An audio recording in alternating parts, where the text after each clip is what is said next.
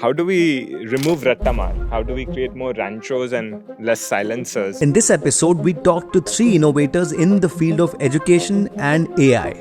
We talked to them about how you can plan your careers and education in a rapidly changing world like ours. If I am a 18-year-old student, how should I think about what should my career path be? Embracing artificial intelligence is going to be very, very critical. Can you adapt? Are you resilient? How does a parent think about the next decade? Generative AI is one, climate change. Thanks to each of you for taking the time and coming here. This is a show today. We are focusing on education.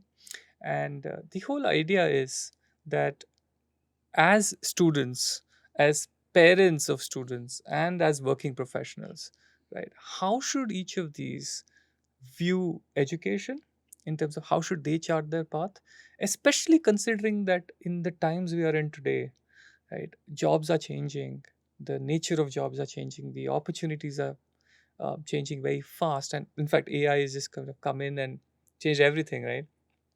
So how should even one think about education? So that's really the overall theme that we want to focus on. But before we get there, right, I want to kickstart this thing by having each one of you introduce yourself. I want you to specifically, while you will of course talk about your, your where you were born and what you did, but do focus on the educational journey because I think that is going to be very important. And do talk about the specific problem that you are trying to solve in the education sector. So, Akash, you want to go first? Sure. Hi, I'm Aakash Sethi. I grew up in Ahmedabad, and the highlight of my education journey, I would say, is that I failed my ninth standard. And I think that experience really helped shaped my outlook to the future and how to learn to deal with failure and make that a source of energy rather than disappointment. I have studied commerce and arts mostly, along with doing a little bit of computer based graphic design work when I was still in school and college. I studied economics and always wanted to be a chef, but never got the opportunity to pursue that dream because of the stigma attached to that career.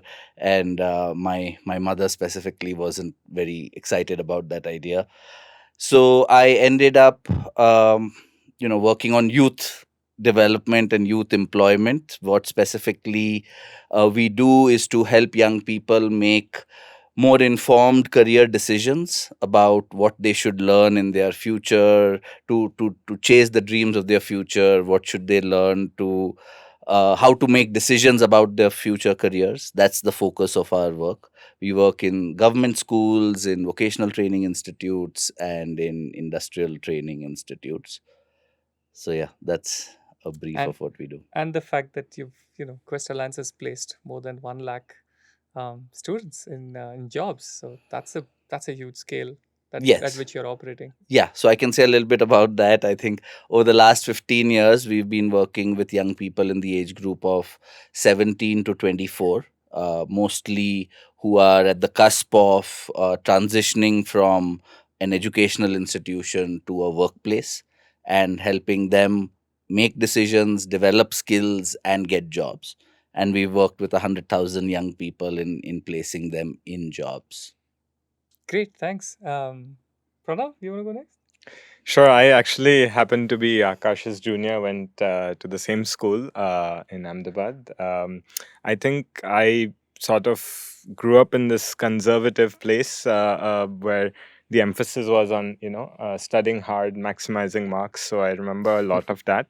But luckily, our school had an emphasis on extracurricular activities. So I tried to participate. Akash and I were in the basketball team together, but also different things like participating in a play, extempo speaking. I do remember in the 12th, though, my dad sort of saying, let's shut all of that down and focus on the board exams. So it was... then luckily, my aunts lived in the US and they advised my parents to send me to the US for engineering. So I went to Georgia Tech for mechanical engineering.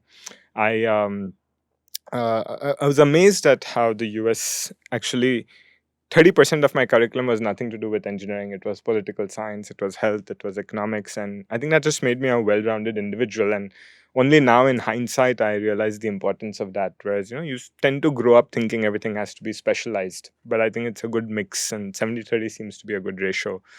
The other thing was I worked on campus every single day, ranging from being a tutor to something in the video department, working for the housing, mostly to make ends meet. But that itself was probably the reason to get summer internships at General Electric and Capital One.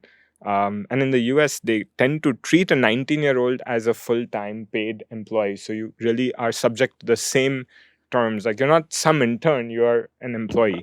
And that was a great experience. And literally that was the reason to get a full-time job at Boston Consulting Group and private equity. So I feel like essentially doing things, either work or extracurricular tends to have a disproportionate impact, but you only can do that in hindsight. It's hard to sort of do that, but you build like professional skills, like showing up on time, doing good work, sincerity, things of that nature. That was helpful.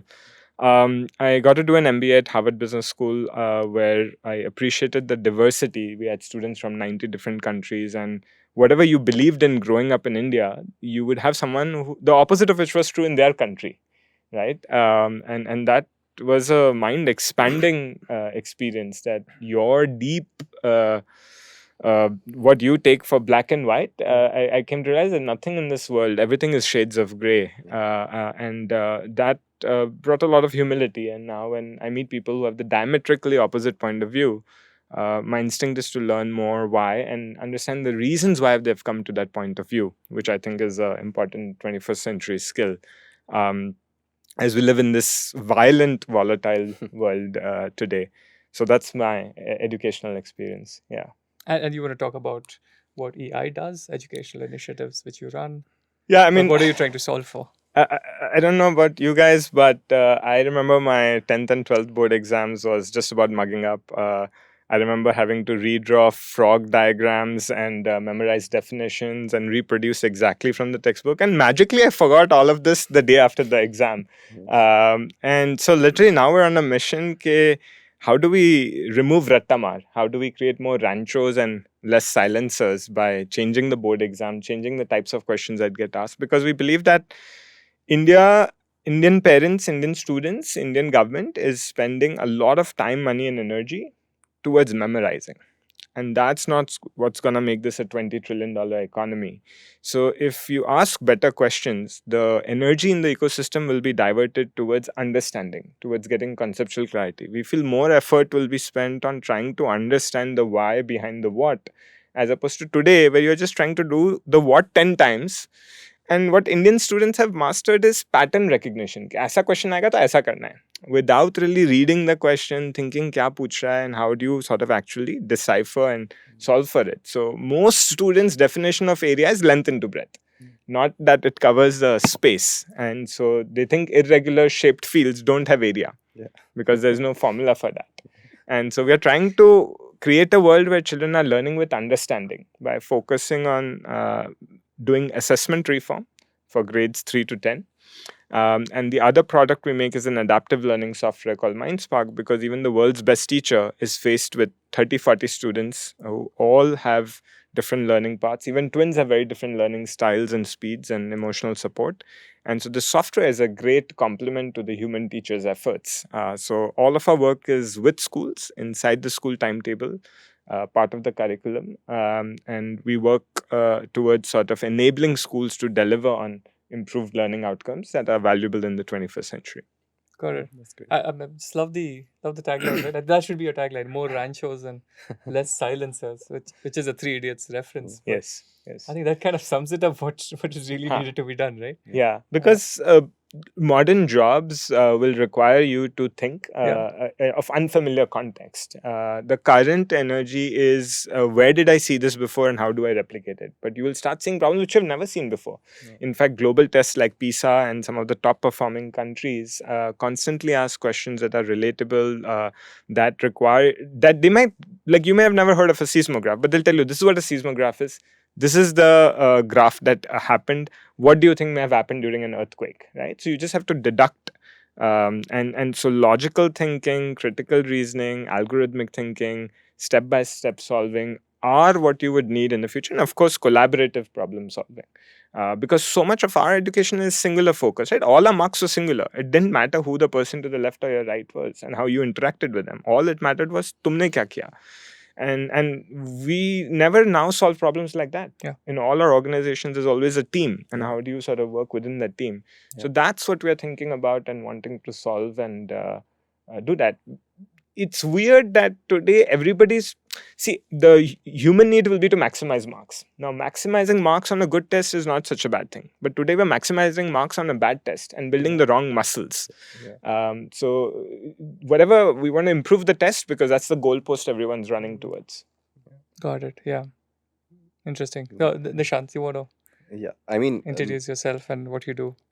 yeah, absolutely. So, I'm Nishant. I'm the co-founder at Newton School, and I was born in Bihar. And my parents moved to Delhi when I was pretty young. Spent most of my life in Delhi, but because my father was a government servant, I have studied in schools in Jaipur, Manipur, Arunachal, and then again to the home base Delhi. So it was a pretty interesting experience looking at the school infrastructure, se lekar teachers across multiple cities across India. And then after, like everyone, I went into engineering, got into IT Roorkee, and that was an eye opener for me because it was the first time I had so much freedom. Right, I was in a hostel and I could do whatever I want. I could eat whenever I want. I could sort of sleep whenever I want, and so that was very eye opening for me. Uh, Again, as opposed to, as Pranav was also mentioning, in schools, you know what you need to do this before the midterms, till end terms, and so on and so forth. But here, there was some freedom. So I started tinkering with entrepreneurship. I used to start one startup every semester, do some crazy stuff, and sort of realized after doing three or four such startups that, I have to do something that creates impact. And after thinking about it for a semester or so, I settled on education to be the place where you can have the most impact, especially in a country like India. So after that, I mean, the journey continued. I went into IIM Calcutta after a brief stint at a analytics job, and even in MBA, again, it was a very different form of learning, right? MBA was much more participatory. I also had some exchange programs abroad in Europe and so on and so forth. But I still felt that our top B schools are still pretty good, and it was pretty engaging. There were questions with no definitive answers. In fact, we had case studies with Hero Honda A, which told the story from one perspective, and the next day the teacher will give you a Hero Honda B. So the whole class had come to a conclusion, and they realized, okay, no, maybe we were wrong. So this was again very eye opening. After that, I started working for an academy. It was, again, I was passionate about education, so I started working there, talked to hundreds and hundreds of students there, hundreds of educators, and actually understood what's going on in their minds. What do they want? What are their aspirations? Which were often very different from what our aspirations want. We took a lot of things as granted in our lives, that job to mili jayegi, अच्छा पैसा तो मिल ही जाएगा, loan तो चुक ही जाएगा, कभी घर का इशू नहीं आएगा. And so I realized that the problems are like, we barely see even the tip of the iceberg. So I mean, again, then I started did a bunch of things and started Newton School with my co-founder Siddharth. And here, the problem that we are solving, we want to uh, start where income is, right? So we want to actually get people jobs. So we are in a field where we have online programs which help people get jobs in tech fields like software engineering and data science. And over the last 3-4 years, we've gotten thousands of people some high paying tech jobs. And during that journey, right, we realized that, so our devs are right now working in companies like Google, Facebook, and a bunch of such great places. And we realized that the reason that we have to do this is because the college system is broken, right? I mean, in colleges, you're teaching around 50-60% of the syllabus at least is something that you wouldn't utilize in your life. It's great that Pranav mentioned that there's this 30% of humanities and some economics and stuff like that you really, really need. But our system takes it to another level, right? So We also started an offline BTech program in computer science and AI. We redefined how the curriculum works. What should you should learn what the industry requires first, and then build your basis on the fundamentals later. And so it's one of the most cutting edge programs in computer science and AI in India. So yeah, I mean, we have online and offline programs, and we believe that India is still an economy where close to 50 crore people are still in agriculture, right? And we have massive way to go towards a 20 trillion dollar economy. And getting people into white collar jobs is going to be a very very important sort of path that we as a country have to build an infrastructure for. I constantly hear this thread that getting the job, and I'm at least in this conversation, what I'm listening is that getting the job is the outcome, where it's become like education is Yeah. coupled and the means of getting a job, right? How how much of this is good, that this is how we are doing education, because it necessarily has to culminate in a job, otherwise whatever education path you took is probably not relevant. My question is, how much of this has become a necessity, and B, do you guys think in the long run this could have any other adverse impact? I'd love to get your view on this, Akash. So I think typically, in the 80s and 90s, when our parents grew up, right, and for them, getting a job was the end goal, because there was limited jobs, there were a lot of competition for the kind of jobs that were considered as great jobs. So we grew up with our parents telling us that, you got to learn to earn. That was an important dimension, and or it was a subconscious, sometimes it was an unsaid, that if you don't study, what will you do in terms of work? So there was a lot of unsaid things we grew up with, saying that, I need to study to get a job. But I think today's generation and today's time, where there are so many different kinds of work opportunities that are available. There is gig work. You can be doing three jobs at the same time.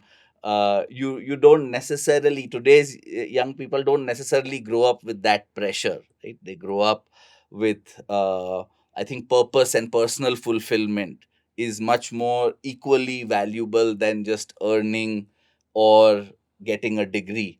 So I think, to your point about whether we should be learning for earning, or whether we should be learning to be able to become a better learner, and to be able to be more curious about what's going on in the world, to be able to learn new skills, like, say, computational thinking or AI, given that's disrupting the world of work today. We need to be able to learn how to ask better questions to the AI, and not necessarily have all the subject matter expertise. So I think today's world is much more about learning to learn rather than learning to earn. And I think that paradigm shift is still perhaps something we are catching on to. We still believe Right. that a degree is important for a job. We still believe that you got to learn to earn. But I think if the shift happens about that, I want to learn, then suddenly I am much more agile to new opportunities, to be able to play multiple roles that perhaps I need to in my workplace as well. Yeah. So yeah, I think that's the shift that's taking place, but I don't think it's there yet. Yeah. I think we are still, like, learning to earn is still the dominant right. paradigm. Is what my sense is. Yeah. We're Yeah. getting over the hangover Hmm. of, I think, the 80s and 90s of a industrial economy, of an agricultural economy, So what to we're a saying knowledge is, economy. what you're saying is, we are in that transition phase, Yeah. where eventually we will move towards the learning for learning sort of a model, which will then actually lead to better outcomes. Because if you're more curious, Hmm. you're basically opening up the world to you, Yeah. to see you in a different light, right? As compared to today, or at least, when we kind of, I grew up in Bangalore. That's what you do. You do engineering, you do computer science, and then you do this. But so you Yeah. think we are in the transition phase? You guys think? I mean, I think the way to think about this is, are you creating value that someone values and is willing to pay you for it? right? So it doesn't matter whether you have a full-time job or the gig economy. I think the ability to do something that creates value, that someone says, hey, for your time and effort, I'm willing to compensate you for that. That I think is timeless, right? What that needs then is adaptability. So let's say today, because nobody's seen the future, today you are training to operate a certain robot, and then the robots will get better, so you learn how to program and operate the new robots all the time. I think that, to me, you will have to constantly innovate and do that, right? Today we have the luxury of having this conversation, not because we were taught how to run companies, but at each stage we had the skills to be able to navigate complex, uncertain, unscripted, out of the textbook questions that sort of came our way. So I don't think that goes away. So I think it makes sense to learn to earn, because you got to sustain yourself. Right. But can you learn in a way that doesn't, that at the time when you become redundant, you are able to adapt? So let's say, presumably, even if you just learn to be a driver, today you can earn it through an Ola Uber, and then driverless cars come. At that point, are you able to pivot and do something that manages a fleet of taxis? So I think there is no harm in sensing where economic opportunities exist and training yourself for the same. What I don't think was needed is necessarily degrees and pass certificates, and to the work that's being done by Newton. So, for example, in my organization, I've stopped looking at people's percentages, degrees event, colleges event. I have my own admissions test or a recruiting test, and I see where they fail on my assignment, and that's all that matters. Yeah. Interesting. And as we move on from the overhang of jobs, right? It's like a Maslow's hierarchy of needs. Jobs will always be there, but as more and more people of our population move upwards, we'll not only be just more adaptable, as we were discussing, but also we'll have more and more innovators who will build the next platform like AI or something in robotics or something else. Because people who are learning for the sake of learning, as Akash was mentioning, also invent the most, right? Because they're always curious, they're always thinking outside the box, and that will take us from an economy which is just supplying the global workforce or something like that, to innovators who build products that are actually being used throughout the world. So we are at a layer of jobs maybe predominantly right now, but we have to move towards a layer of learning and innovation. It's an imperative, I think, for a country. And just to add to that, like, I grew up in Ahmedabad, the home of entrepreneurs. Nobody in my class ever talked about jobs. They were all business people's children, and the dinner table conversation was always about how do I maximize profit, where the next opportunity is. Like, my parents would look, as I'm the black sheep of the family, because across 2 generations, up, down, left, right, I'm the only person who has a job. Everybody else is a businessman or a businesswoman. Because the narrative is always like, what can you do to sell for more than what you made it for? And I think that itself is a timeless skill. Whether you are a real entrepreneur or a salaried employee, can you always create more and claim a subset of that value? Got it. I mean, so now that we've kind of established that the learn for earn is kind of here to stay, right? I want each of you to give a view on this scenario where if I am a 18-year-old student studying in a city like Bhopal, studying economics, how should I think about what should my career path be? How do I think about what should I chart out my next sort of steps? Is there a way to kind of guide? I think typically we are in a very big hurry to figure it out, right? So, as an 18-year-old, I need to figure out at 21, should I take a master's program? Should I get into, an actual job? I feel that if you're an 18-year-old, you first need to be more exploratory, which means you got to, do multiple internships, you got to do multiple different kinds of opportunities for you to even know what your inclinations are, what calls you, and what doesn't. And I think that exploration stage, which could be to do with internships as an example, but to start small startups, businesses, or to do different kinds of courses other than economics, whether it's related or unrelated, I think that exploration stage is very undervalued in our society right now. And I think we need to expand the scope of exploration for an 18-year-old who can do things without the pressure to make a decision by the time they are 21. I think if the moment we take that pressure off young people and say that this is the time to explore, don't uh, decide by 21. Take 2-3 more years. You don't need to enter into the master's program right after you're in bachelor's. I think that's critical for an 18-year-old today. Right. Uh, and if he is able to do that, what people are looking from outcomes from a long-term career, whether that's personal fulfillment, which I think is at a premium today. So I would say explore, don't decide, and take your time. And internships are a great way, right? And more I and more think companies now I see. internships, clubs that help you start, businesses, or many other opportunities, even online internships, gig work. Yeah. There are all lots of interesting ways to explore today, which you Yeah. couldn't perhaps Do do during our 20 years times. back Yeah. as easily. Yeah. And just to take that idea on a micro high frequency basis, right? So What do you mean perhaps by that micro high frequency? so an internship like is let's say 3 months. Yeah. It happens twice a year, perhaps, right? Can you run an experiment every week? Let's say you want to become an impact investor. Write a thesis this week on why this dollar should go into green conservation, and just see how do you feel at the end of it. Do you have goosebumps? Is your hair standing on your end, or are you bored? And either way, it's a great experiment because you know something you liked, in which case the next week you run a deeper experiment, or you know that you don't like this, and the next week you run a different experiment. Right? So either you go deeper or you go horizontally by running this micro high frequency experiments to know what is it that first and foremost gets you excited, gets you interested, gives you the dopamine rush. The ikigai framework of what the world values, what can I be the best in the world at, and how can I get paid, and is this a impactful problem, can continuously happen over a period of time.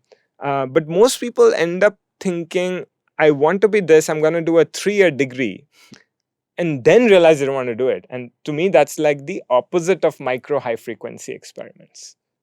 So by micro high frequency, you mean is like start doing small things, take those baby steps, but do them at a very high frequency, do them very often. Yes. So that you figure out what gives you joy and what doesn't give you joy. Right? So let's say you're an 18-year-old, you want to be a jewelry designer. I'm saying this week, draw something. Try to sell it to a friend or a family member. See what response you get. What was your experience? Did you like it? Then do further. Let's say Aakash wanted to be a chef, right? So the first week he has to peel onions and wash dishes. How does he feel at the end of it? Does he feel great? Then next week he invites 2 of his friends over for dinner. He loves it. The next week he interns at a restaurant for a week. He loves it. He goes on to be a chef, and I wish his mother knew about Sanjeev Kapoor and allowed him to be on that path, that it can be monetized. But that's what I mean by high frequency micro experiments that constantly tell you to go deeper or to go to a different spot. And that's what I did for my second year of MBA. I didn't make a resume. I didn't do a single company interview. Every day was either at a school or in college running these experiments. I did everything from trying to being an MBA professor to doing soft skills to doing nurse training to opening a preschool. Wow. And all I was trying to do is, how do I feel at the end of this? And that's how I discovered what I wanted to do. And thankfully, because of that long process, I've been doing the same thing for the last 12 years. And there are disproportionate returns to depth.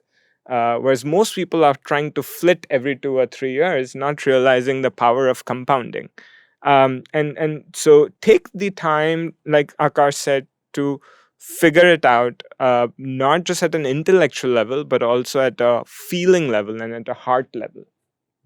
And at an operational level. I mean, start doing it. Yeah. Start doing it and see whether it brings you joy or... Yeah, because only when the rubber hits the road, you realize that you want to do that or not. Right. So to be a chef, you can't talk to 20 chefs. You got to cook. Yeah. That's right. Yeah. Do you still regret that? The chef part? Oh, he cooks great. I've been to his home and he's cooked a meal. He's super. It's an interesting question because I think oftentimes there are forgotten dreams, right? And they come back to you often. So they do come back to me, and which is why I also speak about them, because it doesn't easily settle. That there are dreams that you carry, and perhaps you put them under the carpet, and you try to draw from, say, some experiences. I worked in a cafe as a in a 11th standard. I started a small food business in my 12th standard in my college, but I didn't have the agency to negotiate my choices with my parents, right? And I think that is something I regret. That that if I believe that this is what I really want to do and I'm interested in, and um, I did not put enough weight behind that dream. Yeah. I regret that. Yes. Obviously, when I moved on in college and did work with other young people in motivating them to be more entrepreneurial, more culturally sensitive in as part of a youth organization, I draw a lot of energy from that experience, because somewhere I'm trying to also um, change the destiny of others who did not have the same uh, who have the same issue of not being able to negotiate with Right. parents. um, so yeah, I do regret it, but I feel you can draw from that Yeah, experience and and you can still. still pursue it now, Yeah. right? In fact, the shot, I think, comes from a phase of where it has been okay and it has been encouraged to try out new things, Yeah. right? Yeah. From an era where I think largely where we came in from was like there's a very linear path. Yeah. Yeah. You do your engineering or you do your degree and then you get the job and then you go. Yeah. But fascinating to see the fact that while you were in college, Yeah. you started dabbling in startups and Yeah. then I think, I mean, just Yeah. tell us a little more about it, because I think somewhere it's mapping to Yeah. Yeah. what Pranav is talking about of Yeah. trying many things and S- then saying, hey, this is what I want to do. Like, So how did you, for instance, like I would love to know, how did you say, hey, education is where I want to go? yeah, so I mean, it's exactly the path that Pranav mentioned. That, right? You dabble into things and then you figure out. So initially, entrepreneurship or building something that users actually want is the first thing that I realized, and then I wanted to go deep into it. So I just started looking at the problems that people were facing around me. So in my first semester, I started something like a Swiggy delivery for hostel rooms, because during the exam we didn't want to go out, or you know so I bought a bunch of stuff and just like made sure I delivered them myself, and so on and so forth. So I dabbled into that for one semester. Then I started a literary book club where you could rent out books and also loan out books to others, because I personally liked reading books. I almost read one a week, so it was great for me to have that corpus in my room of a couple hundred books so I could read through them, and I was also earning a good chunk of change by renting those out. Oh, So nice. I tried that out. I tried a couple of education initiatives out, and after doing a bunch of things, you also sort of get some experience. Like in learning a lot of things, you practice first for 10 questions and then you step back and see ki what's happening, right? So it was something like that. And when I stepped back for a semester and just kept thinking what should I do, education was something that it was not calculative, it just boiled up out of the things that I'd done. And as you said, we were very fortunate to be in an era where experimentation was encouraged, because like my first 3 or 4 salaries were like a downhill thing. Ki MBA salary, then a startup salary, then a founder salary, and then and so on and so forth. So my parents were, I'm sure they were scared internally, but they were like, okay, passively encouraging ki dekh lo, karna hai to kar lo, sort of a thing, which I feel is still a big bump compared to someone 10-20 years ago, Yeah. where they say you won't get married or you won't, right? I mean, how would you pay your loans or stuff like that, right? They supported me with my loans and stuff like that. So in the same vein, I think the next generation is also going to be uh, very lucky in that regard. I hope so, because like when I entered college in 2010, I think in 2011 the first startup unicorn in Mobi was a unicorn. Now we have close to 100 in 10 years. In the next 10-20 years, I feel we'll have more than 1,000. So it's a great opportunity going forward for everyone, and people are also very okay with failure. So for example, if somebody today wants to be a YouTuber, it's still hard, I'm sure, but it's still more acceptable than at my time. And maybe then somebody would want to be a TikToker or a, so the things would get easier, I feel. So people will get a lot of chance for exploration. But just to hammer the point that Pranav and Akash were making, that exploration is like super important. uh, you have to try 4 5 things, because the life cycle of a job is reducing very drastically, right? Our parents had maybe 1 or 2 jobs, our peer group has 6 or 7 jobs, who knows, maybe we'll have 10 or 20 jobs, because the things are changing so fast. And also you have agency. It's not just by force that you want to have you are forced to have a new job, right? You may want to do cooking for a couple of years, then maybe you want to have cooking and a YouTuber maybe, and then you might have to open your own cuisine school a couple of years later down the line. So these things are now possible for someone to actually go through. That's why you have to keep learning new skills, because almost surely every 2 years you'll have to reinvent yourself. And if you have taken the job as a milestone, that I'll, like a sarkari job or something, कि एक बार मिल गई तो फिर हो गया, that's not going to be the way of the future. You have to constantly reinvent yourself. Yeah. And just to set context, when we're talking about my time, my era, and all, what years were you guys born in, right? Like I was 79, I'm 40 now, born in 83. 83, 81. 81. 92. Yeah.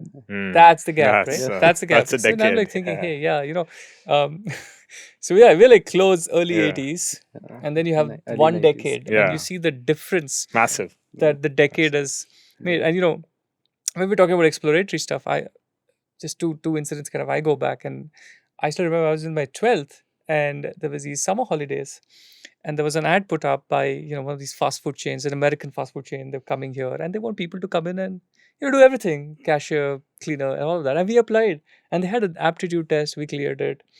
And then bunch of three of us, and we go back to our parents and, hey, we've cleared this.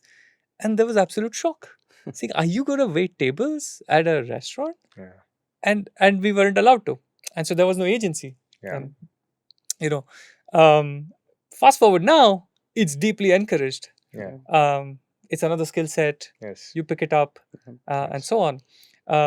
Similar to this, when we both, my wife and I, quit our jobs and said we'll do the Better India, right? Which is like really going deep into impact. We're going to do storytelling and drive change, inspire, and all of that. And the immediate reaction from the family was like, hey, this is nuts, because you guys are business school grads, Yeah. letting go of good packages Yeah. and salaries, Yeah. and Yeah. this social impact should be done after you're Yes. retired. Yes. That's when you give back, and Yes. this thing. So Yeah. as an entrepreneur, you're not only fighting your own demons, and Yeah. entrepreneurship is so hard. Yeah. In addition to that, ecosystem was not there. And I, Huh. when I hear you, Nishant, and how you're talking about it, I see the incredible transformation Yeah. in just a Yeah. decade in terms of how the parents are thinking. Yes. Right. So, I, Just to Yeah. would also love yeah. to know your story. Maybe Pranav was coming to the Yes. same thing. yeah, How did you guys come to the conclusion that you want to spend build time building Better India? Yeah. And like, how was that journey and like? we've been at this for a decade now. Yeah. But again, so yeah, when I go back to, I was born in Bangalore, and back then, your ladder to success was if you get into a tech company. Yeah. These was the early days when Infosys was getting set up, Yeah. Wipro, all of this, right? So the conversation was always about everyone's doing engineering, right? And just so it so happened that a bunch of us were pretty good at maths and Yeah. science, because the schools were good, the teachers were good. So you take to subjects where the teachers were nice, Yeah. right? So with that happened, so we became engineering. I did computer science engineering, and then worked in tech, and then went to ISB, and that is where I met a whole bunch of people like what you've done, which is Yeah. build companies and come there. And that was a sort of a transformation moment, that you could actually build stuff. Yeah. And way back in 2007, early days of the internet. Yeah. So, I got into a few startups. We were building consumer internet companies in commerce, Yeah. social media, and all of that. And then it really struck Anuradha and me, that how could we leverage the internet to drive large scale social impact. Yeah. And so we started a side project on weekends covering stories in Bangalore, and the impact that it started generating, right? People writing back to us saying, thanks for sharing this. We've gone and, met them, Yeah. and now we're helping them scale. Or the organization would write back saying, Yeah. because you guys wrote this, we have Yeah. so much Yeah. funding coming in and all of that. And Yeah. that impact Yeah. made us think Yeah. like, hey, you know what? We should do this full time. Yeah. In hindsight, if But you just go that's- back at that moment, you're Yeah. like, what?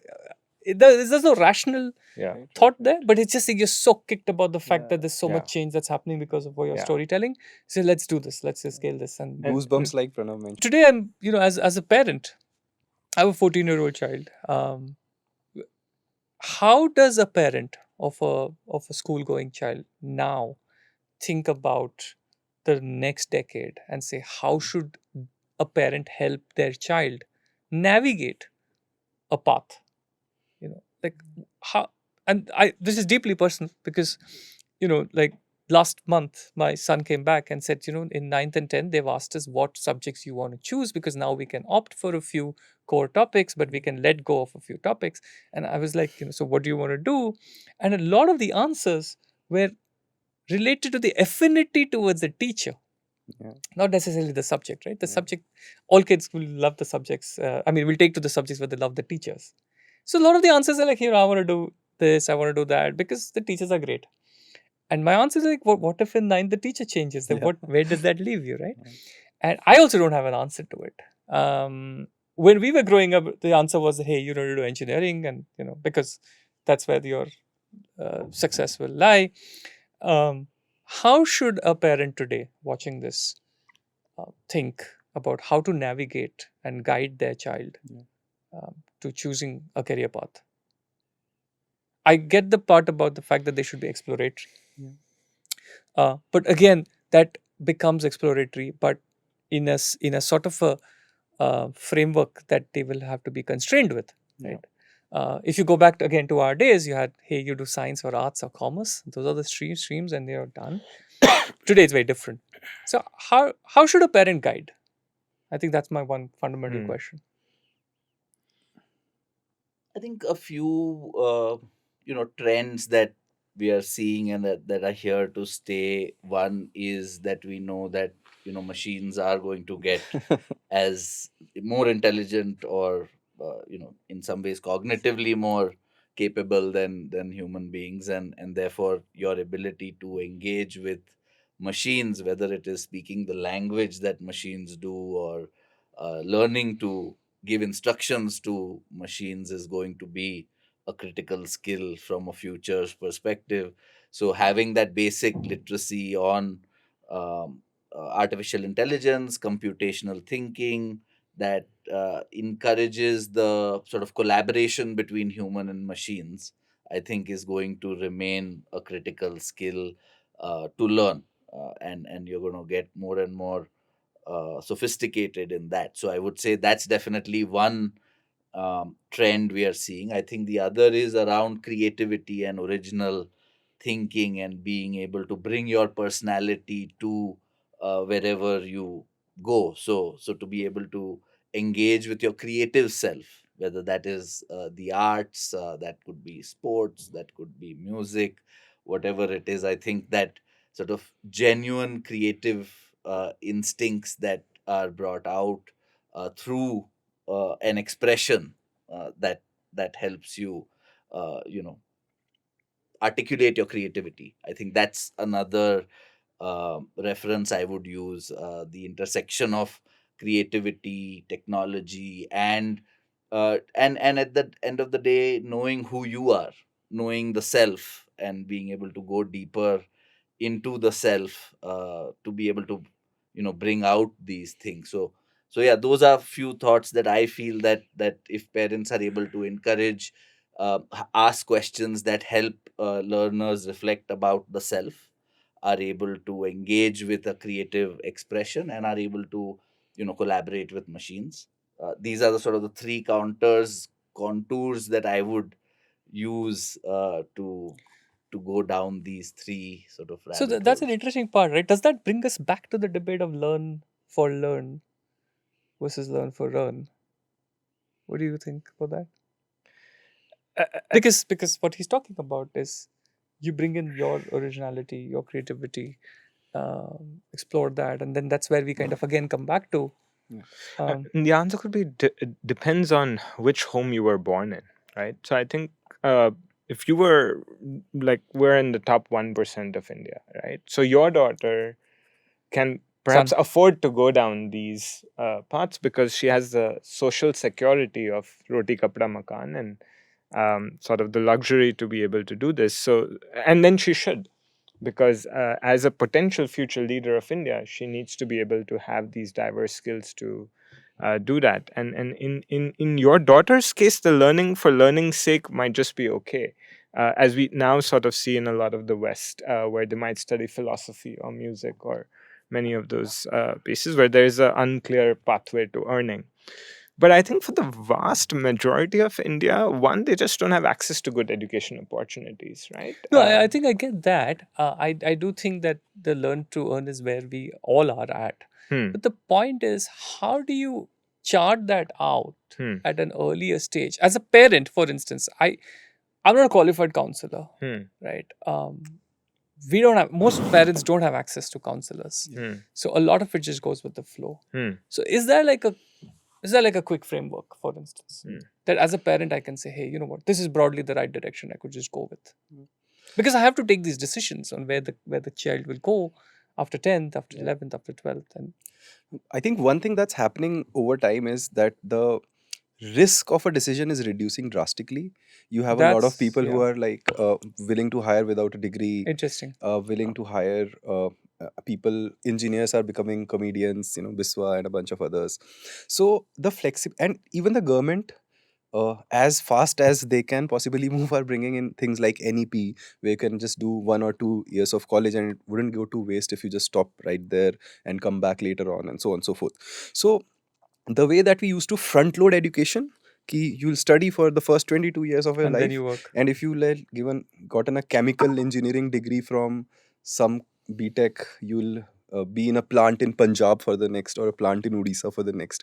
So I think those boundaries are being broken. There's a lot more flexibility in terms of what you want to become, both switching from an engineering to a technical to a non-technical side, and vice versa. We've had people in our boot camps who were actually uh, caterers, or used to be waiters at McDonald's, and they, just because of their circumstances, they reached that point, but because they had the affinity, the aptitude, and so on, they were able to become good developers, right? So that should take some load off the parents, right? The second, I'm not parent, so like with a pinch of salt, please take my advice. But another thing that's happening, that I see, another paradox that a lot of us will face, is how involved the child should be with technology, right? Because I can see my cousins, right, uh, you know going into the uh, going into YouTube videos for hours and hours, and they are very proficient at it, and I'm sure there'll be some great creators. The goosebumps that we had by sharing stories, they'll have much earlier. Maybe a 12 or a 13-year-old could tell the story of their tailor or a housemaid, and make a actual difference in their lives, right? So that one paradox I'm still confused about. How involved do we want them to be with technology, Yeah. and how to make sure that they have the best of it without the worst of it? Because even if I start playing a game, I started playing Polytopia or something like that, I just get hooked, and I understand that my brain is fairly mature, right? I can unplug it. It was still a very difficult thing to do. Uh, Even I have to uninstall sometimes Insta from my phone or something like that, because it's like just eating junk, something like that. How does a child who's like a 5 or a 10 deal with that? So that's, I think, a double-edged sword, which I personally also haven't thought through. That's creative, but I think careers will shift. Yeah, uh, I like the part about the fact that it's cheaper to fail yeah, today. yeah, exactly. It's much cheaper to fail, Yeah, yeah, and so you don't necessarily need to kind of yeah, do this. But yeah. But picking, actually, sorry, sorry to interrupt. yeah, I think one thing which, to an extent, the point that Pranav was making as well about earning and the options that, say, young people today think of, whether it's a government job, is still Yeah. very yeah, the aspirational. UPSC exam, Yeah, yeah. You have huge. lakhs and lakhs of people spending a lot of their youth from the time they're 21 to 28 in places like Bihar, Yeah, yeah, UP, and others, just try to crack the government job code, and to that extent it's not very cheap to fail, because they yeah. spend their youth trying to crack just a few You benchmarks pay with your time. that society considers as success. And yeah, you pay with your time. And So tuition fees. sorry, And tuition and fees, tuition yeah. fees Yeah. to get into those classes and stuff like that. So somewhere I feel that young people are still driven a lot by the social stigma or social acceptance that government jobs is means I will have a better life in terms of security, marriage, perceptions, prestige, etc. So Yeah. I do feel for the majority of India, Yeah. they're still aspiring Yeah. for 5-6 jobs, Yes. and that awareness that these are the new jobs, that say today a welder also needs to learn to code, because they need to now operate a welding robot on the shop Yeah. floor and not necessarily only use their hands. That awareness is not Yeah. yet There. there, Yeah. that I will need to have these alternative I have Yeah. these alternatives. Yeah. Who's solving for this? Who's solving for this in this country? Who's creating the awareness? uh, sorry, I was just going to say I agree with Akash. There is an India and there's a Bharat, right? And Bharat might still feel like ours in the 80s, and the things we were talking about, that there are a couple of jobs, that there are these security jobs that you need to aspire for. And so I think that's still the majority of India. I think it's on the top sliver that I'm calling India, and the majority I'm calling Bharat. And I think the two are very different worlds today. But we can go to your question of who's solving for it. Maybe Nishant I is. mean, you are solving for the awareness of it. Yeah. That's a that's a And big. Akash is right? doing but, some. But because like you said, right, the whole Bharat thing, and where we're talking about education. So does that necessarily mean there have to be two very different education approaches in terms of what is rolled out in curriculums, what is rolled out in execution of those programs, and so on? Because if what you say is true, and I think it is true, because AI is here. If you are a welder and you need to learn how to interact with a welding robot, who will create that awareness? I mean, I think it starts from school, right? I mean, in school, I need to be able to understand the change in occupations, the role models that I see in my alumni network or in my neighborhood. I need to start hearing those stories of how these guys are changing their career path. So it starts with school, and obviously a lot more attention around career awareness in schools needs to be there. And that could be for a young person taking that initiative and going and interviewing someone in the community, bringing those stories back in the classrooms. It could be small steps Right. like those as well, where these stories are being told not just to each other but also to parents. Yeah. Because parents also need to learn about Mm. how the paradigm is changing, because they are the ones who have the biggest influence on the decision making. So the stories need to change from the schools, that start opening up and broadening these horizons, that the relevance of what I am learning today is going to help me in my career in In the different future. ways as well. And be able to say, hey, if you're learning maths, it's also important for a chef to know maths, because they need to learn proportions and fractions to be able to design their recipes, Right. keeping in mind the problem statement they have to prepare a meal for 200 people versus 20 people. So Right. so one is, I think, the awareness of different careers. Second, what I'm learning, and What's the onus I take? what is the onus I take to learn about Yeah. this stuff. I want to pick on I want to pick a little. I want to go deeper into what Nishant was talking about, this whole technology as a double-edged sword. And the example that I have seen this, right, Khan Academy, brilliant resource. I have gone back to it to sort of refresh on a few fundamentals on courses, beautifully done for free. Anybody with a computer can access, right? So you know, I got my son to kind of go open Khan Academy, start going. So there is a certain momentum, but then very soon you have another tab open up, and Yeah. the games come in, and all of that, right? Because today's products like the YouTube Yeah, videos, shorts. the Instagram reels, are designed Yeah. exceedingly well Yeah. to keep you engaged for hours. Yeah. I think it's really unfair to expect a child to not get addicted, right? Yeah.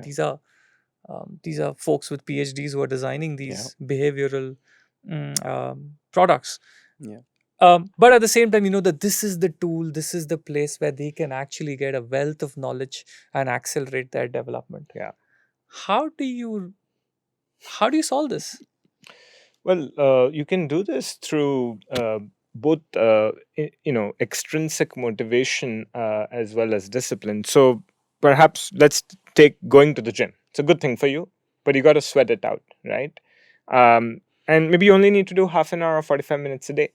So that's how I think about edtech. That there are good learning software that you can do half an hour, 45 minutes a day, and you will become top quartile in math, science, English. And we've seen that with studies that we have done. Now, that might require you as a parent or as a teacher to sort of enforce the child stays on that tab. And that's perfectly okay, because a gym trainer is ensuring that you stay on the task of lifting weights, however painful or difficult or sweaty that is. So that's a discipline point. Second is, for example, we've built in Sparkies, which is this mascot of a bulb, but you only get a Sparky if you get 3 questions correctly in a row. So you got to be conscientious about doing this. And, there are more Sparkies if you log in every day or you log in on a weekend or things of that nature. And the student has visibility in their own class who's on top of the leaderboard in their city and their state. Yeah. And so we find students just want to do this because they want to see their names on the top of a leaderboard. And that's a form of an extrinsic motivation. In low income setups, we routinely give away a tablet with 4G connection for students who have maximized learning. And that's a reward system. There's a recognition system through Sparky certificates, for example, to do that. The hardest one is the intrinsic motivation, which is how can you get the child to sort of just do this because they're intrinsically motivated to maximize their learning. And that can happen and it can happen for a fraction of the children who then start loving that subject and will just come there regardless of the rewards. But I think there's absolutely no shame in doing a mix of discipline, extrinsic rewards and recognition, and eventually hoping for some students intrinsically this comes in. But broadly, the science says that all students can learn at high rates under 2 conditions. They have motivation and a structured learning path. And I think edtech products can guarantee high quality learning at scale because there's no loss in fidelity. The moment you do a high quality teacher training program, the first layer would be great, but as you sort of do cascade, it just gets harder and harder. And to reach Bharat, you just don't have enough good human capital. So what India has solved is the access problem, where today we have a school within 1 kilometer walking distance of every habitation. We've somewhat solved the gender equity problem, where both boys and girls get to go to government schools for free. What we have not been able to solve is the quality problem, which is why India stood second last in the global PISA test. Now, without technology is how we've run it from 1947 to, let's say, 2017. And we are not able to solve this quality problem. So technology is the only way to bridge the gap between the people who have access to resources and the people who don't, because you can make a high quality learning program in an office and disseminate it to all of India without any transmission loss in terms of the efficacy of the software. So I think habit building for me has been the most useful thing for me to go where my monkey brain doesn't want to go, sort of. In addition, in terms of the schooling and education, I think education products are currently not as as good as offline education, especially because offline education since always has had a big component of community. built in, right? Education products are still, right, okay, you look at a teacher, you're not getting cues from the students, ki who's the topper of the class. We are also solving it via gamification, leaderboards and stuff like that, right? But there is a lot that will go into solving for education online, because again, motivation and side में कुछ और हो रहा है, ये हो रहा है, तो it's still not there yet. I feel that in the next 5 years, online education with the help of artificial intelligence, having good mentors or having a community online of the students who are also learning with you and are more viscerally present, would be a great puller, because as we have to make education as addictive as games or stuff like that. But Hmm. there's a research that says that even if a few students are playing games, right, and then you say ki yaar, whoever wins will get something like xyz, right? After a point, if the incentive or a target is there at the end of the game, the students start to hate the game after a point, right? Because of some reasons, right? So in the end of games, nobody's asking कि कौन जीता, आप अपने friend से जीते कि नहीं जीते, because so then students are free and they're curious. That's what the learning for the sake of learning brings you.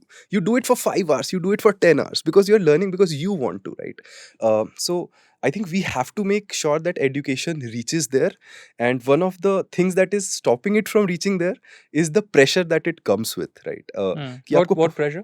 कि आपको परफॉर्म करना ही है. Hmm. There's always someone judging your social hierarchy by your marks, or so you start building defense mechanisms around it if you're not as good, right? Right. Because top के second बच्चे को भी गाली पड़ती है कि तुम फर्स्ट क्यों नहीं हो, right? Now that's the social hierarchy that we've built, right? So if somebody is in the second half of the pile, right, how would they feel? Even if somebody is in the 75th percentile, they are also told by their parents that you're not good enough, right? So it's very hard to do learning for the sake of learning in that kind of environment, I feel. So we'll have to change our structures and to make sure that the student motivation like stays there because they want to do it. And how, I'm not sure yet, but we'll keep building these So systems out. that kind of, so I'm just hearing 2 points here. One is gamification has helped, and the other end, what you're trying to say is that gamification creates a social structure which is bringing in a lot of pressure. Like Yeah. how, what But you could- would you guys? You could neutralize this. For example, in the gamification that we have, you can essentially, because of the adaptive nature of the software, it can ratchet down to where the child is. So let's say So two like a seventh customized gamification. two seventh so, graders, same class. One is really bright, who always stands first, and one is sort of, let's say, the bottom quartile. In a classic fixed question test, this kid has no chance of winning.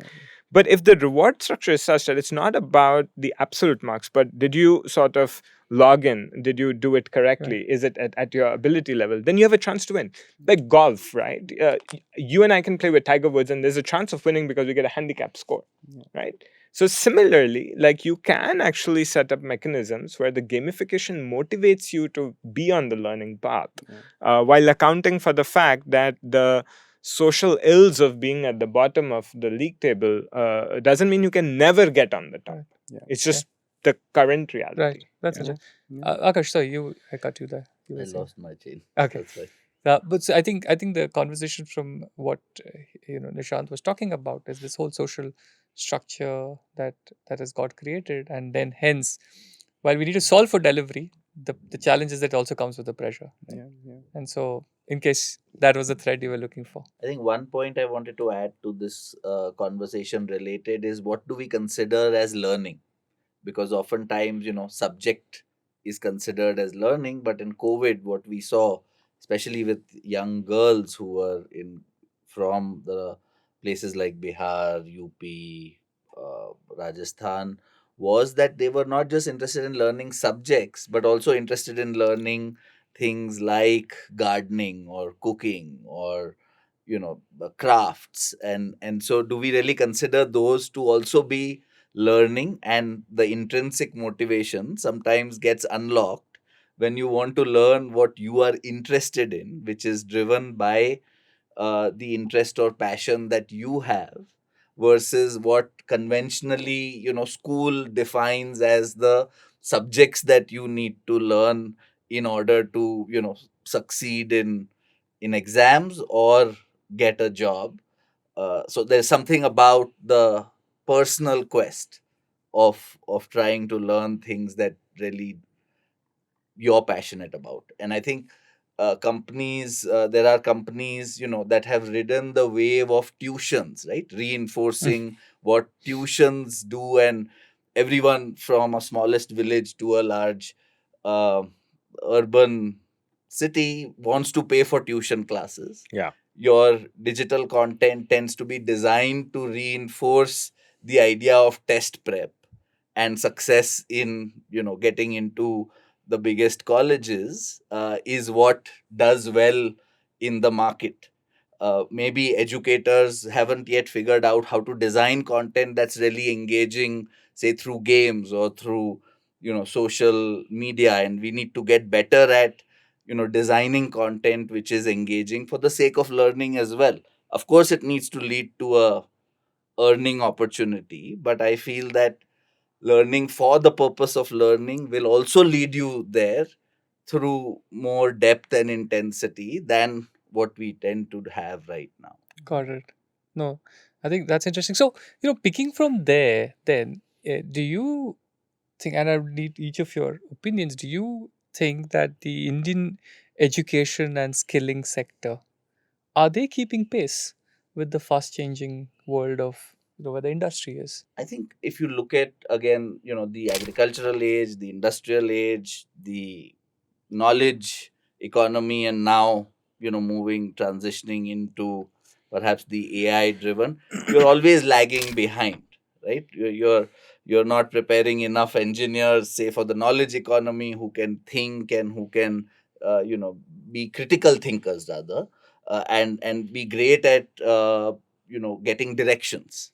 And so you're always, not always, but oftentimes you see that the education system is lagging behind because you had designed something, say the school system, for the industrial economy, where parents could go out and work from 9 to 6, and therefore school timings are 9 to 6, and your curriculum is designed to train factory workers, not necessarily individual thinkers, generally speaking. Now, the knowledge economy needed different set of people, and the school system, perhaps, by the time, say, we had an NEP or we have an NEP, and the NEP is designed for the knowledge economy, which is all the service sector roles. But now the AI economy is here, and we are perhaps still just about framed a policy for the knowledge economy.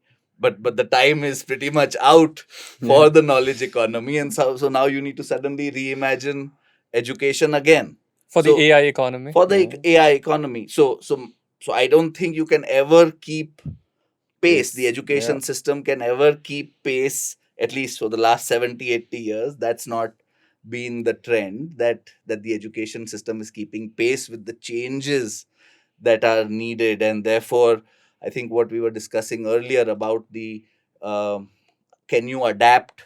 Are you resilient? Can you grow in the face of the challenge and adversity? That is perhaps the most important skill that I think parents also need to reinforce, the ability to adapt to the change and change along with the times. I feel that's a skill that is a timeless skill which we will need to reinforce as society, as parents, as others who are in the ecosystem. So I think that also needs to be Right. part of how we think of who we want to be, why should education be there, and stuff like that. So that's an interesting concept, right? And these gaps that Akash is talking about, what role do you think edtech startups and the not-for-profit that you run, what role do you think you guys can play in addressing this? So, if I were to just step back a bit, right, and what should government or educational institutes do and stuff like that? Where is our education system? Not just our education system, as Akash mentioned, even in US, Europe, everyone just lags behind. I think that's the nature of things, right? Because something gets innovated and then education follows it. So if I were a bureaucrat actually solving for this, one thing that I would personally allow for, the first is the flexibility that we talked about. The risk of failing should be very low, right? I'm just an engineer, but I want to become a chef in my second year. I should be allowed to do that and like come back and then if I don't like it, come back. So flexibility is super important. The second important thing is the speed with which the curriculum keeps up with the real world, right? Even if you have flexibility, the student will figure something out, right? And then the speed at which the curriculum. So do we know if our 10th folks are being taught about LLMs, just the basics, just the very basics, ki this is what chat GPT is, and so on and so forth, right? So the second is the speed at with which the curriculum is sort of updated. And the third important thing would be actually getting dynamic, even private players or NGOs or whatever, into the system by some sort of a mechanism, right? Because uh, small independent players live or die by the usefulness. That's the beauty of capitalist systems, right? Because if you provide value, you live, otherwise you'll die, right? So the third important thing is actually getting others to help you get there, right? Making open systems, where maybe someone can give you the, maybe slightly change the curriculum a bit and test it out, and so on and so forth, not be too rigid, right? There should be obviously checks and balances. And from there on, coming back to the problem where why does edtech exist, or what problems do we solve, right? We solve, in fact, these problems only, right? We provide flexibility, right? If you were a B pharma graduate and want to become a developer, right, you can go somewhere. If you want to become a YouTuber, you can go somewhere. There's no government institution that will teach you how to become a YouTuber, but there are private players who do that, right? So the education systems actually, sorry, the edtech players actually, one, provide flexibility. Second, the updated curriculum. You'll have a lot of players with chat GPT courses, or how to build your own LLMs, and so on and so forth. So they provide the speed of curriculum is there. And the third important thing is obviously the edtech players and NGOs and do is pick up a mission statement, and because an individual makes it their life's works, like Akash is making, and so on. So they're not just a part of the system, they're not just a bureaucrat who'll just get transferred or something like that. I think my personal favorite on edtech is that it doesn't discriminate. All humans have biases. All of our brains are wired. The moment we see someone's color of the skin, we get to know their caste, we get to know many things. Different things happen in our brain and we make judgments. I think the beauty of edtech is आप गोरा हो या काला हो, लड़का हो या लड़की हो, SC हो या normal category हो, आप Indian हो या American हो, like it doesn't really care. All it cares about is आपको अभी कितना आता है और next क्या सीखना है. And I think that is the beauty of edtech, to literally democratize education, make it available to everyone regardless of caste, creed, gender, income status. And I would say that's very powerful, because the differences we are seeing in society in India and globally is essentially marginalization of certain people based on any of these pieces. And the fact that edtech cuts through this like hot knife through butter, I think is a very powerful tool to bring equity in education.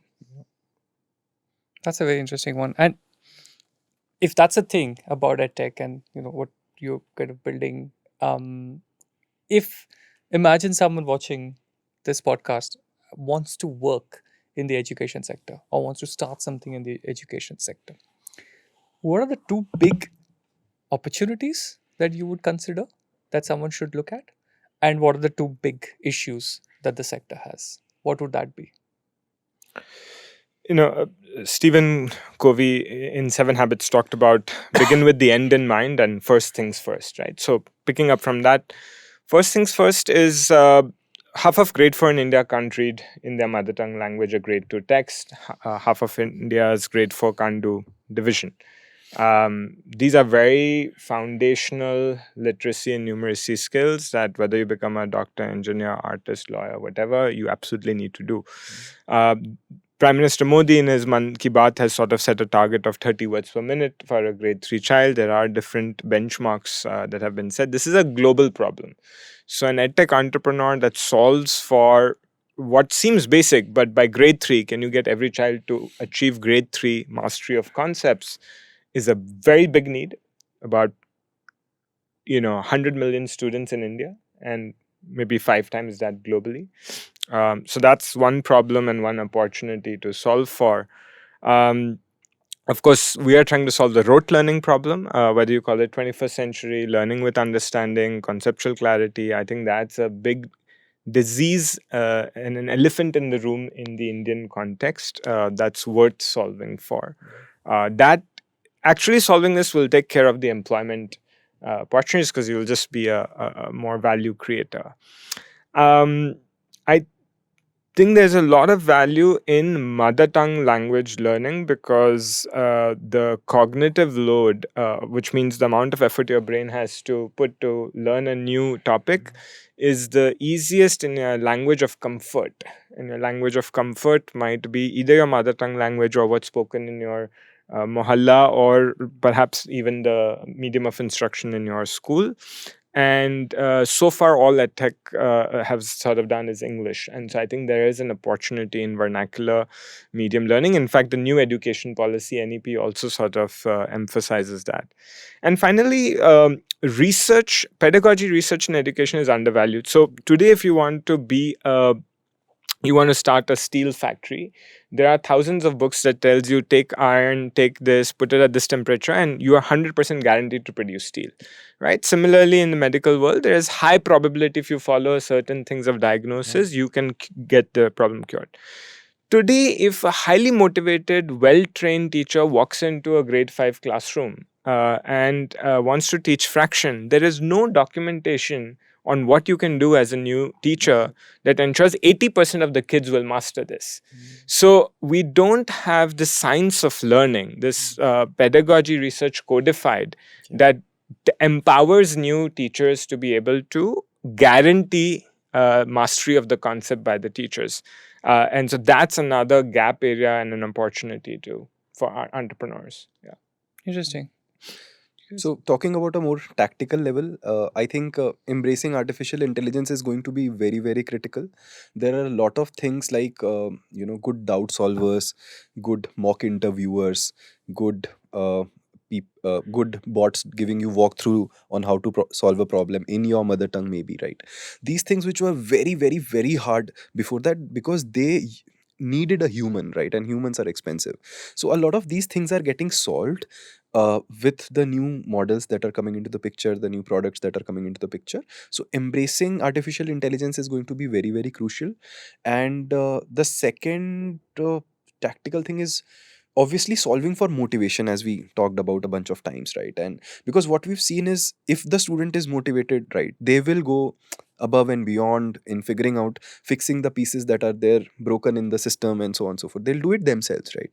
So are you a great which all of us implicitly understand, right? You also talked about how your uh, son was motivated by the teachers because they were the motivators, right? So as you are you as an edtech also indexing enough on motivating the students is going to be super, super important, which is also pedagogy, as we talked about.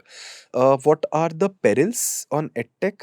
I think that's one fallacy that's still there, because it requires much more than content to solve the education problem.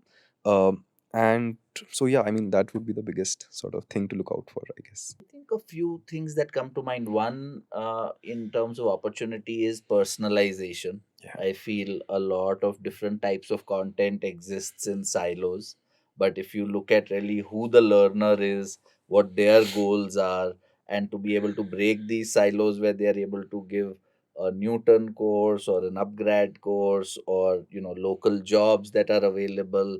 So to be able to break down a lot of the silos and bring it together based on the learner's goals. I think that's a huge opportunity, the personalization for a learner to go from school to work. Yeah. I think the other one is with respect to even internships, like virtual internships, and be able to do virtual projects for companies and to be able to offer some of those at scale so that different people get lots of people get more experiences which are real world experiences through digital platforms. I think that would be another huge opportunity, I feel, for someone getting into edtech at this stage. So these are the opportunities that someone could come in. Right now, if you look at this sector, right, what are the one or two things that you guys are seeing that's seeming to be truly transformational. It's happening right now. What are the trends that you are seeing, both in the education space and I would say even the skilling space, right? Working professionals wanting to get skills. So, what according to you are some of the most sort of upcoming effective solutions that are coming in the sector?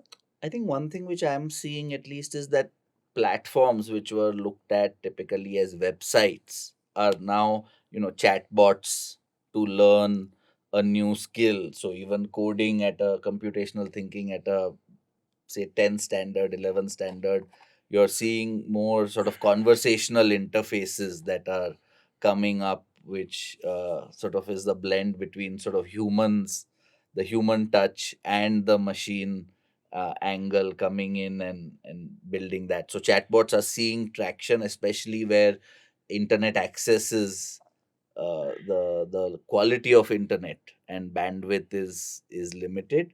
We are seeing WhatsApp based chatbots really take off significantly in the educational system at least, and therefore even counseling happening through chatbots, well-being and well-being based counseling also, not just career counseling. So I think that's definitely a big trend that we are seeing taking off.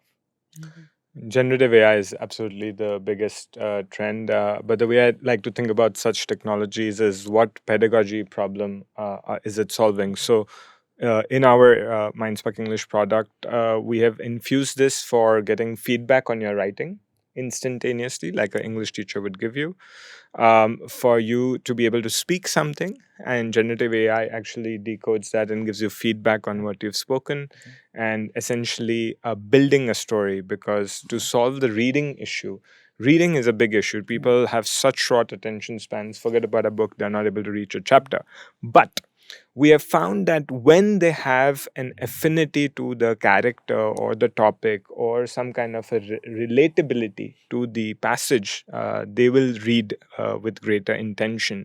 And so with generative AI, we're able to generate stories for every child customized to their preferences and ask them reading comprehension questions based on the stories. And this is likely to succeed much more than any textbook would ever imagine, which is a one size fits all. So generative AI to solve the reading, writing, and speaking is sort of one trend that we've seen. The other is to diagnose misconceptions better. So, we've been assessing for 23 years. The first 20, all I could tell you was that 70% of the students are not able to do 28 multiplied by 19. But because now I'm tracking every keystroke and every number and every delete and everything, I can tell you 13 distinct ways of getting 28 by 19 wrong. And each of them has a different remedial path. Yeah. And that, I think, just the fact that you can have more layers to the data that is being generated means your ability to diagnose gets better, which means your ability to solve the problem gets better. Much like a medical analogy, we went from blood tests to X-rays to MRIs. The diagnostics got better, so solutions got better. And I think that's a trend in education that we're seeing right now. Yeah, I think I'll just double down on the generative AI part, right? I'll just give a couple of quick examples. So in our Newton Edge product and in our bunch of other products, so for example, when you're looking to get a doubt solved, right, the student's first instinct is to look at the solution, right? But you can build actually a product which will just take them step by step, right? And they're still getting that dopamine hit because they get step one of the thing right and step two of the thing right. And so someone hand holds them through a solution. It Because if you just look at a solution like we did before our exams, the next day you'll just forget about it, right? So that helps them learn and retain. So these are actual big changes. Even in big doubts which are complicated, they had to wait for a couple of days for a mentor, or even a half an hour or 1 hour Google search is just compressed down to 5 minutes, right? It's a big achievement. You just get stuck very less, and when you are needed, it will hold you through the problem statement. There were people who were just scared of giving mock interviews, right? For some reason or the other, they just in front of a person talking, they would forget everything about things. But with, again, generative AI, you can like give 100 mock interviews. Nobody is going to judge you. They will give you actually much better feedback often than a human, because humans are inconsistent, right? And whenever we went to scale, going to 1,000 mock interviews in a week or something like that, we'll often find a very strong bell curve of people who are giving good feedback versus bad feedback. Whereas generative AI or products are products, right? They do what they say. So they might be not as good as the top 1% or 5% of the mock interviews, but at scale, they're almost as good as 90 percentile or 95 percentile. So there are a lot of applications of generative AI which we see. In addition to that, this is old news, but live learning was a big advancement, because earlier they were the MOOCs all had things that you learn at your own pace, and it seemed that it was a great way, but because there was no community, the discipline had to be figured out by the student themselves. The completion rates were like very low, whereas any live course that you pick right now would have 10x, 20x, 30x completion rates, 4% versus 40, 80%. Then this. So live learning and community based learning is super important. In our offline programs, right, we run a BTech in computer science and AI, as I mentioned earlier. Actually showcasing your impact to the world as soon as possible, right? So our student made a remote control wheelchair. So they actually showcased it to the governor. They made a great YouTube video about it. They talked about it, and they got so much appreciation, right? Then everybody wants to do that, right? So that also builds inherent motivation. So getting students to showcase their portfolios or projects into the world because of social media, I think should be highly encouraged, because that sort of has a lot of second order effects as well. So yeah, Yeah, but I consistently hear that AI is the trend yeah, that you're seeing. yeah, It's the biggest opportunity right now going in Yeah. education. absolutely. And yeah, so if for somebody who is just entering the workforce, I've done this education the conventional way of doing it. I'm just entering the workforce. What would you say are the top 5 skills that you should necessarily either have or work towards building? What would that be? I think, I mean, from a school system, teaches you competition. And I think we spoke about the fact that, the world is moving towards collaboration. But my mental model is about how to come first in class. Whereas what the world needs is how together 5 people can come and not one person get all the credit.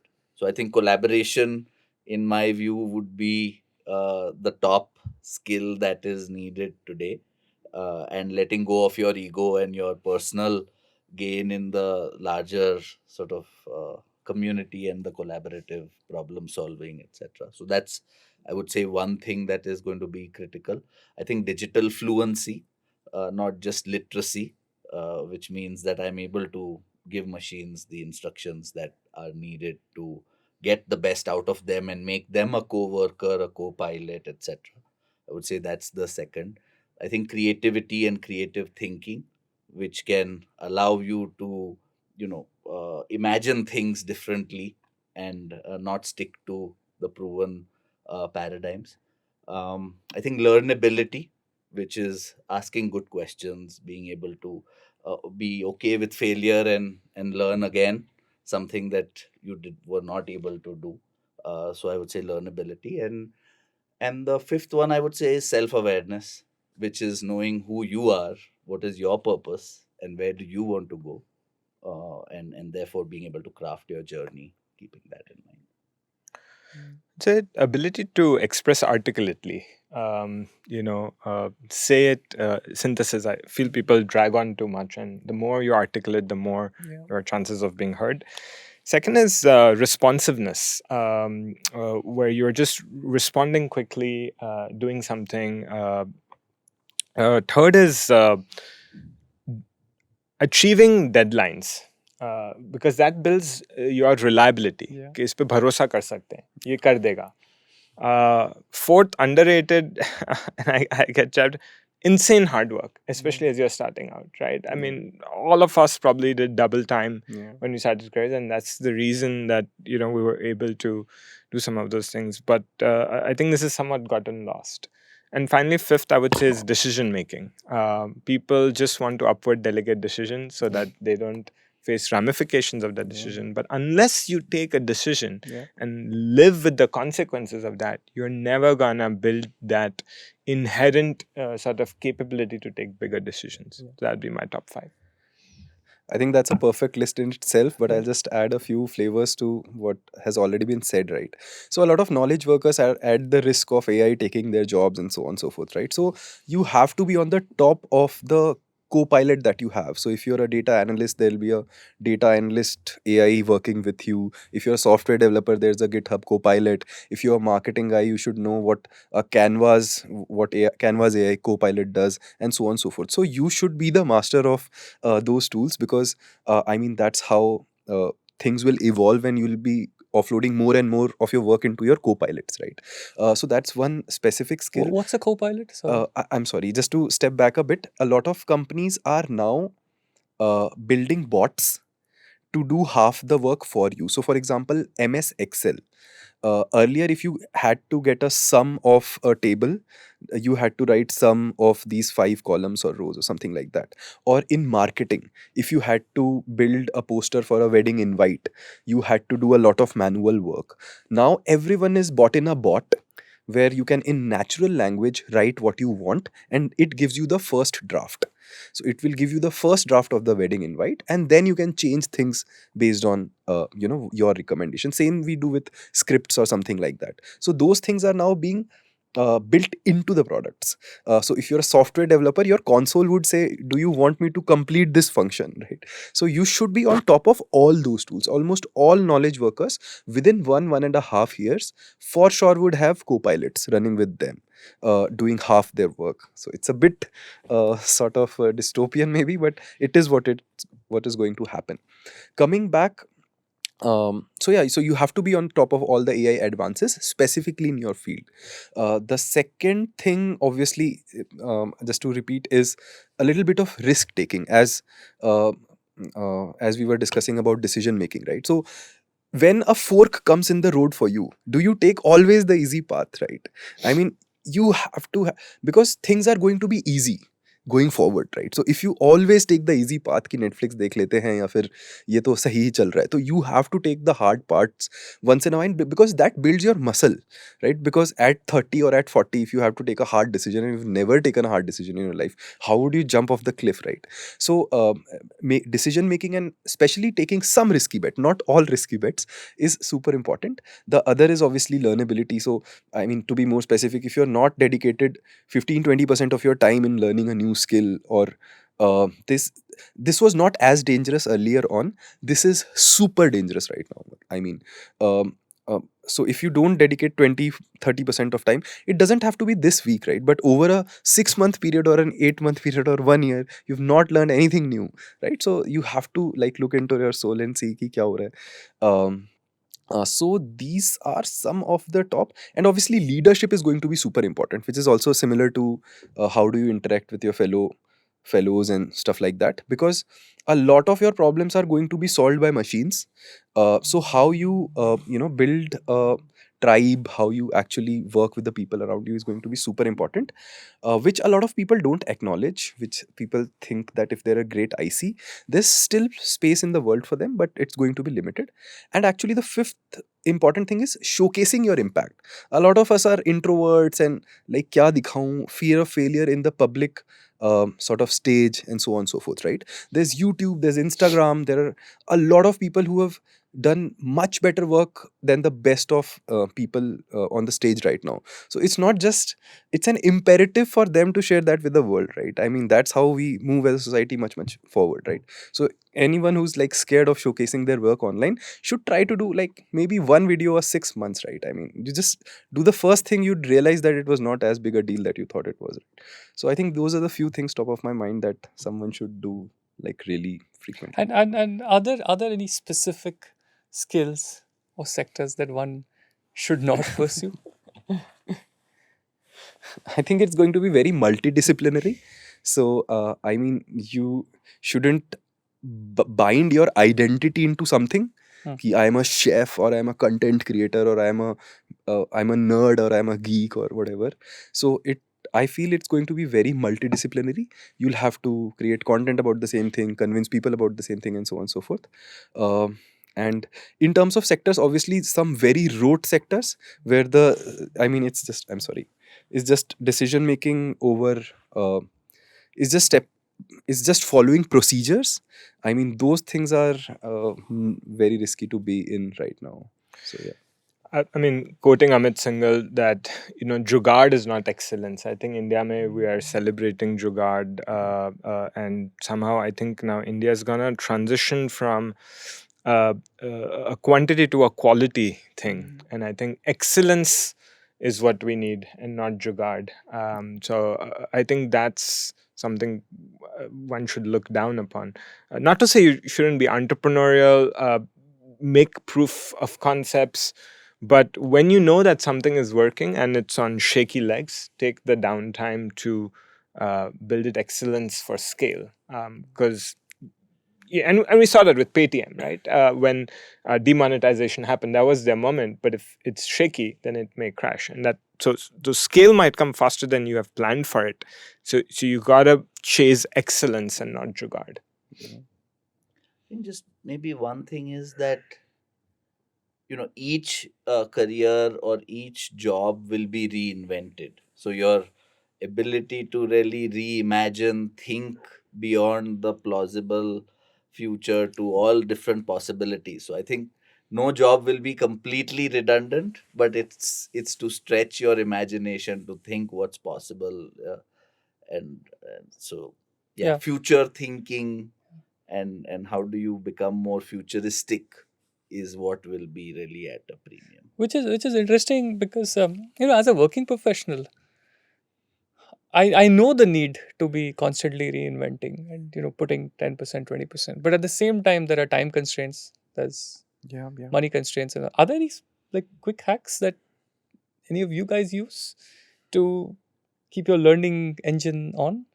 I think one is this sort of mindset of the know it all, right? I know it all and I can survive in my current role and job, and therefore I don't need to learn anything new. But I think with that comes a certain ego, and sort of this thing of being very powerful, because now I have arrived. So this feeling that I'm a work in progress. I am vulnerable as someone who's not afraid to talk about uh, the sides of me that perhaps are not the best, and that I need to work on. I think the acceptance of where you are, who you are, I think that is critical to then open up new possibilities. So the practice of vulnerability, I would say, is for me the most critical way to stay on top of, however counterintuitive that sounds, to stay on top of what I need to do is to really express my vulnerabilities and accept them. So I don't know how that translates into a practice. If you say that, do, do you can you talk about your weaknesses in front of your peers or to yourself, that these are the things I need to improve? Am I open to listening genuinely to feedback that's coming to me, and really engage with it, rather than saying, we are so obsessed with giving feedback, saying, I will tell you how you need to change, but are you able to listen for important feedback to yourself and pay attention to it and engage with it? I think those are, in practice, being able to translate some of these into action. Right. Is to just be more human, I think, Yeah. and to be more uh, present, and I think everything else is, I think, flows from there. We are oftentimes so caught up in chasing the next thing or doing something else that you become more sort of machine like and less human. So I would say, yeah, that's practice humanity in some ways. And I think once you've conditioned yourself to say that, look, I'm not arrived. I am going to be a work in progress throughout my life. And once you've got that, are there then tools that I could leverage and say, this is helping me kind of move up? Yeah, I mean, even starting something is a good starting point, because people go into decision paralysis कि ये पढूं या वो पढूं या क्या करूं. So mindset is, for first and foremost, as Akash mentioned, is super super important, right? Because That's the motivation part that comes from. But just starting on something, right, and actually breaking it down and moving out of the analysis paralysis. Is this helpful or not? I have just taken a call. I'll just now finish this course unless something else comes up. So just picking something, breaking it down into very reasonable pieces, picking something very small helps. Another thing that I personally helps me is often discussing those things with the building a peer group around a habit, right? Ki, okay, for fitness, if I'm going to the gym, a couple of other people are going to the gym, you're tracking their progress, they're tracking yours. Same thing with learning, right? If I'm learning about LLMs or something new, if I just have a couple of folks to discuss it with, that brings on that momentum and keeps you in.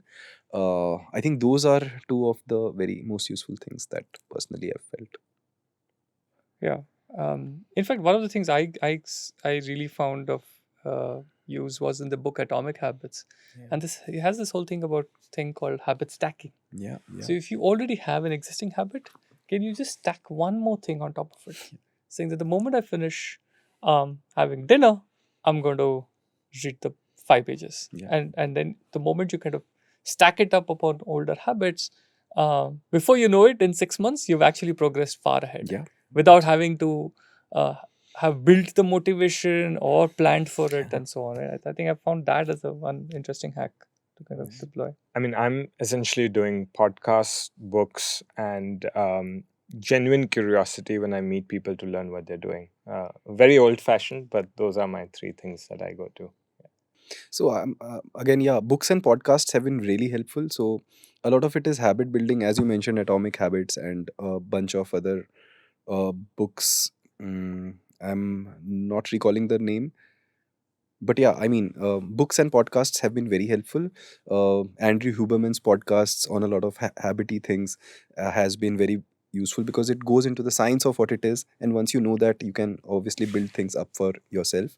uh, Having some kind of a tracker has been very helpful for me, right? So if I'm learning new things, I have written down what I've learned over time, or if I'm, let's say, I have to meet the best growth people in the country, right? So I have written down like who do I meet this week, next week. So a tracker for yourself is very helpful, and also doesn't let you lie to yourself, because otherwise you'll just thinking you are doing a lot of things but you're not actually doing them. um, so a tracker for yourself, learning by actually looking at people, I mean, as Pranav mentioned, because having great bosses, or if you have like 5 colleagues around you, you can like actually pick and choose what does this person know, what I can learn from them, right? And just having a conscious thought of that, that helps a lot, because you can subconsciously recognize once you've taken a call that okay, this is a very good leader or an orator, and you start picking cues on what they're doing exactly, right? And you learn from those cues. So I think those are the few things that are very helpful. But I books think and podcasts are like Yeah, the yeah, thread I'm hearing. Go ahead, Akash. Yeah, I think for me, one thing that I started doing is solo treks. I yeah. think to discover nature and to reconnect with nature and to learn from the birds and the bees as well, to engage that side of me. I think that's been really helpful. I think the other is there's a site called Masterclass, which actually has professionals from like a CBI interrogator who teaches you negotiation skills. So, very interesting professionals who teach you skills that they have mastered. I think that site specifically has been really interesting. And I think the third is Adam Grant's podcast on work life, where he reviews different books that people have written on the psychology of work. I think those are the three sources that I have sort of gone to. A couple of podcasts that I've really enjoyed is one is Masters of Scale by Reid Yeah, Hoffman Yeah. of LinkedIn. Just the way he brings these entrepreneurs who have thought yeah, about scale has been quite revolutionary in yeah, the way he yeah, kind of absolutely. talks about it. And then of course Huberman and Yeah, talking yeah, about him. So podcasts and books. I think we live in an age where there's plenty of Yeah. podcasts yeah, Yeah, yeah, for. but I think there's something about experiencing the Hmm. whole self Hmm. and your whole self Hmm. being alive and present. Right. I feel sometimes the learning is Yeah. more cognitive than Yeah. Yeah, yeah. experiential. So I would say something that also That balances Yeah. your body and Yeah. senses beyond the brain. And and I I would think add meditation to that right. has been Yeah, helpful. I've done it with irregular frequency, but like yeah, tremendously helpful. yeah.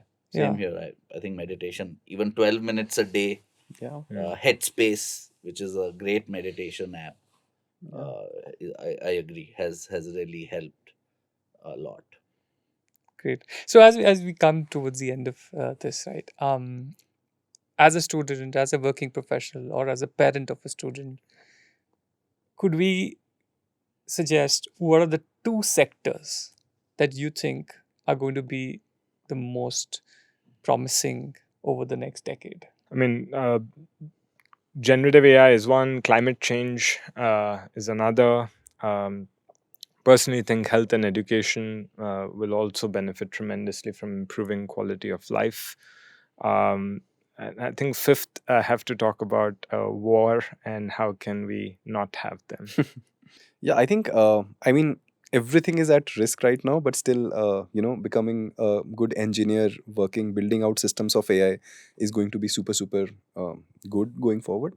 And I mean, our economy is going to be from 2 trillion to 5 to 10, 15. There's no way that not a rising tide lifts all boats. So everything should get better. Again, rote jobs and, things like government jobs will still have be in the flavor for next 5-10 years, but you should move away from that to more jobs which have more degrees of freedom as soon as possible would be my broader take. I think for me, what's going to be premium is being more human. So I think the care economy and the caring sector, so Hmm. caring for older people, caring for learners, caring sort of for the health dimension, whether I'm a nurse or someone who needs to care for other people. I think that to me is going to be much more at Yeah. premium than where it is today, because as people get more into the technology and a more distributed sort of way of doing things, loneliness is going to Hmm. become, Yeah. I think, a reality. And therefore, how do we get ready for that will mean more professionals who are trained to care. So yeah, I think that to me is like top, apart from obviously all the digitization and the technology that's going to come in. Yeah. Interesting. Great. Oh, thank you so much. I truly enjoyed this conversation. Yeah, it was a lot of Um, fun. great to get all these insights, and Yeah. thank you really for taking the time. No, Thank thank you, you. Demant, and for the entire team at the Better India. I think this is a great initiative, and you guys have been doing good news from India for a decade, and this is a new avatar or a new format. And congrats for leading this team Thanks. and making Yeah, this happen. great. Thank you.